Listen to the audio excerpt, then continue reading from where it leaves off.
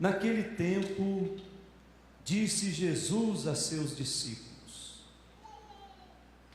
a vós que me escutais, eu digo: amai os vossos inimigos e fazei o bem aos que vos odeiam, bendizei os que vos amaldiçoam e rezai por aqueles que vos caluniam. Se alguém te der uma bofetada na face, oferece também a outra. Se alguém te tomar o manto, deixa-o levar também a túnica. Dá a quem te pedir, e se alguém tirar o que é teu, não peças que devolva. O que vós desejais que os outros vos façam, fazei-o também vós a eles. Se amais somente aqueles que vos amam, que recompensa tereis? Até os pecadores amam aqueles que os amam. E se fazeis o bem somente aos que vos fazem o bem, que recompensa tereis? Até os pecadores fazem assim. E se emprestais somente àqueles de quem esperais receber, que recompensa tereis? Até os pecadores emprestam aos pecadores, para receber de volta a mesma quantia. Ao contrário, amai os vossos inimigos e fazei o bem, e emprestai, sem esperar coisa alguma em troca. Então a vossa recompensa será grande, e sereis filhos do Altíssimo, porque Deus é bondoso também para com os ingratos e os maus. Sede misericordiosos, como também o vosso Pai é misericordioso. Não julgueis e não sereis julgados. Não condeneis e não sereis condenados. Perdoai e sereis perdoados. Dai e vos será dado. Uma boa medida, calcada, sacudida, transbordante, será colocada no vosso colo. Porque com a mesma medida com que medirdes os outros, vós também sereis medidos. Palavra da salvação. Glória a vós, Senhor. O Senhor é bondoso e compassivo. O Senhor é bondoso e compassivo.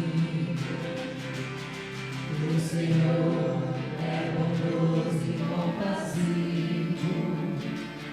O Senhor é bondoso e compassivo. Podemos sentar. Antes de começarmos a reflexão, o som está bom? Estão ouvindo bem? Tá, eu não estou ouvindo muito bem, mas tá bom. Se vocês estão ouvindo, tá bom. Nós estamos meditando as leituras do domingo de número 7, não é isso que está no nosso folheto? 7º domingo do tempo comum.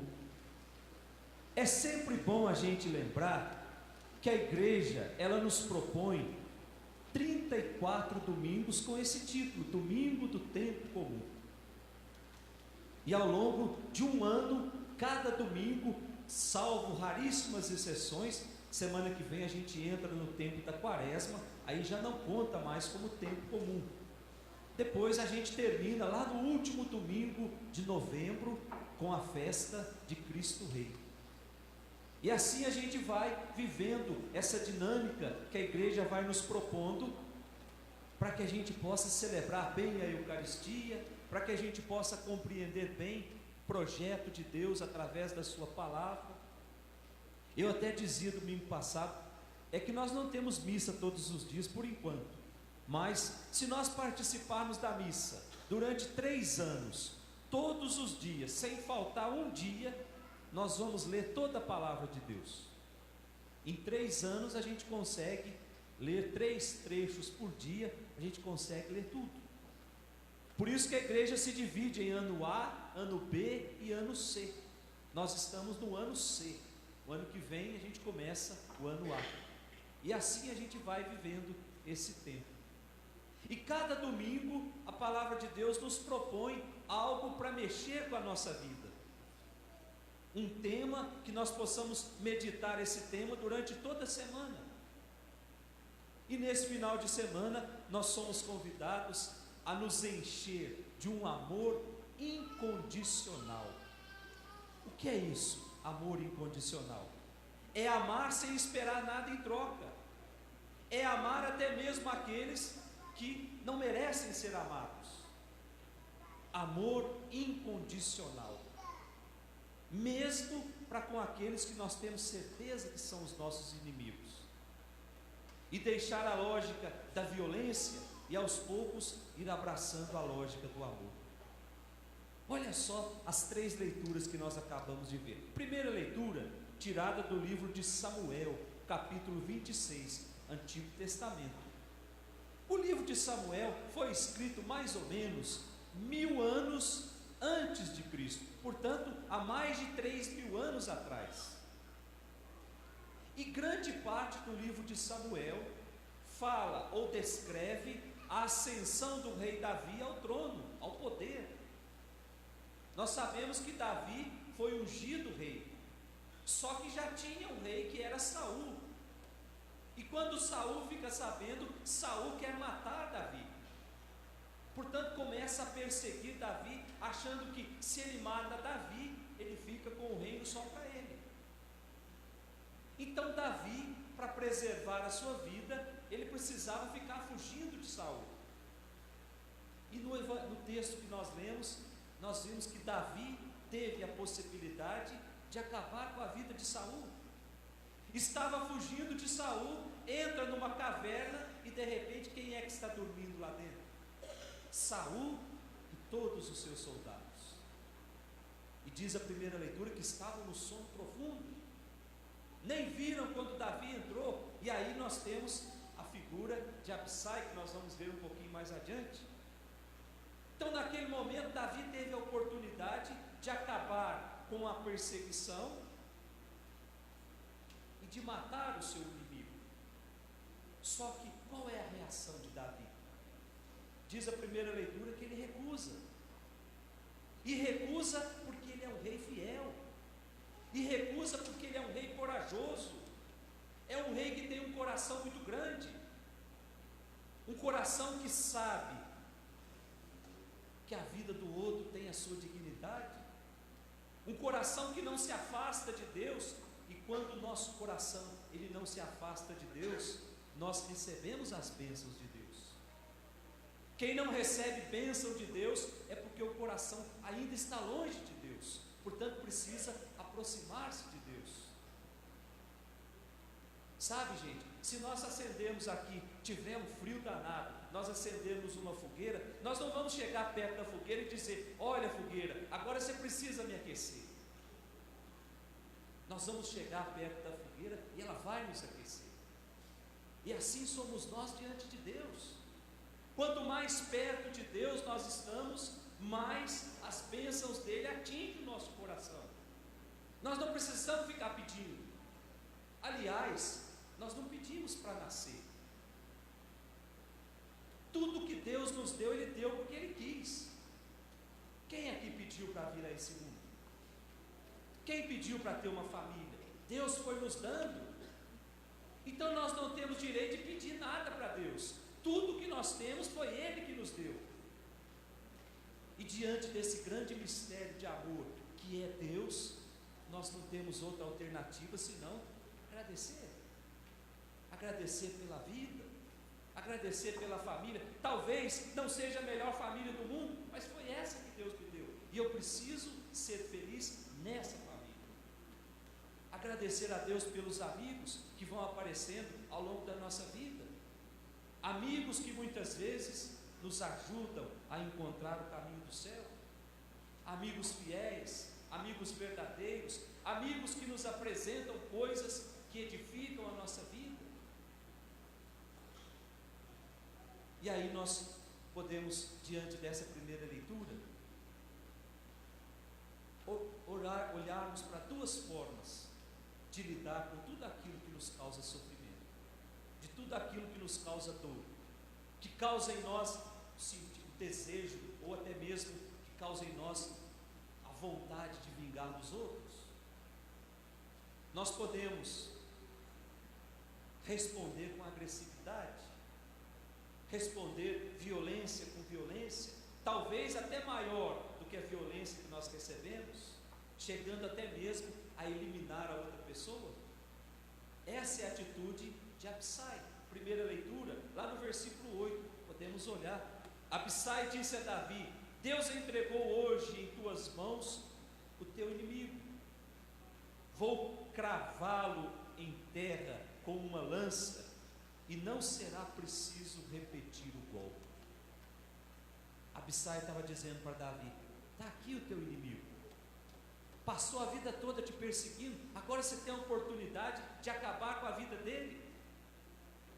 Por outro lado, nós encontramos a atitude de Davi, que recusa qualquer tipo de violência e coloca ali um ponto final, que perdoa a atitude daquele homem de Saul. Versículo 9: mas Davi respondeu: não mates, pois quem poderia estender a mão contra o ungido do Senhor e ficar impune? Meus irmãos, é evidente que a igreja nos propõe a atitude de Davi, ser esse homem bom, mesmo tendo a possibilidade de vingar aqueles que nos fazem mal. Davi tinha consciência de que a vida do outro ela é sagrada, ela é inviolável, e um fato muito curioso nessa primeira leitura é o tempo em que ela foi escrita. 1000 anos antes de Cristo. Era uma época de grande brutalidade, era uma época que se resolvia as coisas na violência. Nós vamos encontrar muitos textos, inclusive muitos salmos, que incentivam a violência, que arranque os olhos dos meus inimigos, e assim vai. E de repente nós encontramos esse rei Davi propondo um caminho que fuja da violência, dizendo assim: a vida do outro, por mais violento que ele seja, pertence a Deus, portanto Deus tem o direito sobre ela, eu não. E essa lógica de violência aos poucos vai impregnando na nossa sociedade. Basta olhar os últimos 100 anos. Nos últimos 100 anos nós tivemos 2 grandes guerras mundiais e uma série de conflitos que resultou dessas 2 guerras. Quantos milhares de pessoas foram mortas? Quantos milhões sofrem as consequências até hoje? E hoje somos tomados por uma violência escondida, por uma violência oculta, que é o medo da guerra nuclear, o medo que algum desvairado aperte um botão e acabe com tudo. Será que nós ainda acreditamos que a violência seja o princípio de um mundo melhor? Será que nós acreditamos que é com violência que a gente resolve as coisas? Com base nessa primeira leitura, existe algo que justifique a morte daqueles que são inimigos? Que possamos, meus irmãos, nos encher dessa lógica do amor e construir uma nova civilização, a civilização do amor, numa cultura de solidariedade, numa cultura de paz, numa cultura sem ódio, numa cultura sem violência. E aí a gente olha a segunda leitura, a carta de São Paulo aos Coríntios, que é a terceira vez que nós estamos lendo trechos do capítulo 15. Há 3 domingos atrás nós já começamos a ler, e aí São Paulo estava dizendo sobre ressurreição, e estava dizendo lá no meio dos judeus, ano 80 da nossa era. Só que no ano 80, o Evangelho não ficou só lá onde Jesus viveu, o Evangelho já estava saindo para fora da Palestina com a ajuda do apóstolo Paulo, portanto estava entrando agora no mundo grego. E falar de ressurreição para o judeu é fácil, porque o judeu acredita. Agora o grego não acredita que nós vamos para o céu em corpo e alma. O grego não acredita. Por que é que o grego não acredita? E aí quem fez aula de filosofia do colégio vai lembrar que a filosofia de Platão filosofia dualista, o que é que pregava Platão? Que o corpo e alma são duas coisas diferentes. Platão dizia assim: esse corpo aqui não pode ser hóspede da alma, porque o corpo é corruptível, é uma realidade sensual, é uma realidade materialista, ele aprisiona a alma. Como é que esse corpo aqui vai para o céu? Os gregos não chamam o céu de céu, chamam o céu de mundo das ideias. Como é que isso aqui vai para o céu? E aí São Paulo tenta explicar a partir da fé que ele professa. Ele diz o seguinte: olha, se Cristo foi para o céu, por que é que nós não vamos? Se Cristo ressuscitou, nós também vamos ressuscitar. E aí domingo passado ele diz: Cristo foi o primeiro que experimentou a ressurreição, o princípio de todas as coisas. E agora no evangelho de hoje ele está dizendo como é que isso vai acontecer. Então ele diz que nós vamos ressuscitar porque Cristo ressuscitou, e Cristo foi o primeiro. Ele abriu as portas para que toda a humanidade pudesse ir atrás dele. E agora São Paulo está tentando explicar como é que isso vai acontecer. Será que nós vamos, depois do cemitério, o corpo vai se refazer de novo? São Paulo tenta explicar nessa segunda leitura, porque os judeus acreditavam na ressurreição, mas a ressurreição como continuação do mundo presente. No momento da ressurreição, todos iam recuperar o corpo que tinha nesse mundo. Então Paulo vem tentar explicar como é que isso vai acontecer. Ele diz que os mortos irão passar por uma profunda transformação para se chegar ao estado de ressuscitado. Não é uma simples continuidade. Ambos serão corpos, mas as características serão distintas, serão opostas. E aí ele começa o texto de hoje, dizendo o seguinte: de um lado está o primeiro Adão, não é isso que está na segunda leitura de hoje? O primeiro Adão foi criado como? Foi criado do barro. Deus, depois que fez tudo, ele andou lá pelo jardim e percebeu que estava faltando a obra principal da criação. E aí ele ajunta lá um punhado de barro e ele faz um homem. E depois ele sopra no nariz desse boneco de barro o sopro da vida. E a partir daquele momento, aquele monte de barro passa a ser um ser vivente. Está lá no livro do Gênesis, gente. Estou inventando nada aqui não. Então esse primeiro Adão é terreno, porque é feito de terra, diz a primeira leitura. Esse é o modelo da nossa humanidade enquanto nós estamos aqui. Do outro lado está o segundo Adão, diz a segunda leitura, que é Cristo ressuscitado, que pela ação do Espírito Santo se torna um corpo espiritual. É esse modelo para os cristãos, o segundo Adão, Jesus ressuscitado. E aí a gente recorda o sacramento. Pelo batismo, nós morremos para esse mundo e nascemos para Cristo. Portanto, batismo nós nos tornamos como Cristo, com um corpo espiritual dotado de novas qualidades desse homem novo. Tem um teólogo muito famoso que se chama Karl Rahner, e ele diz o seguinte: diz que a morte, ela não é o fim da vida, mas o fim entendido como meta alcançada. A nossa meta não é o céu? Então, para ir para o céu, nós precisamos passar pela experiência da morte. A meta alcançada para entrar no céu é a morte. Portanto, na morte se dá o verdadeiro nascimento. Parece difícil de compreender, gente, e é muito mais difícil de compreender quando a gente tem alguém querido dentro da nossa família que vai para o céu, quando a gente precisa velar o corpo de alguém.